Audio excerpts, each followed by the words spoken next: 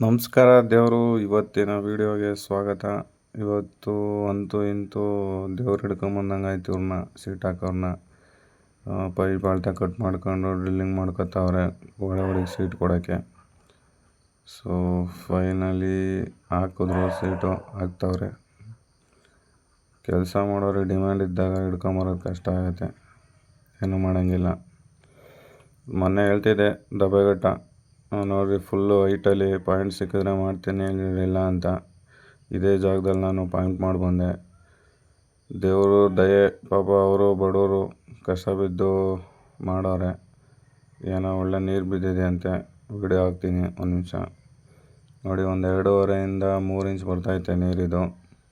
550 ಅಡಿಯಿಂದ 600 ಅಡಿ ದಬ್ಬೆಘಟ್ಟದಿಂದ ಸ್ವಲ್ಪ ದೂರ ಕಡೆಹಳ್ಳಿ ಪಾಯಿಂಟ್ ಮಾಡಿರೋದು. ಇವತ್ತಿನ ವೀಡಿಯೋ ಇಷ್ಟ ಆಯಿತು. ಇಷ್ಟ ಆದರೆ ಲೈಕ್ ಮಾಡಿ, ಶೇರ್ ಮಾಡಿ, ಸಪೋರ್ಟ್ ಮಾಡಿ.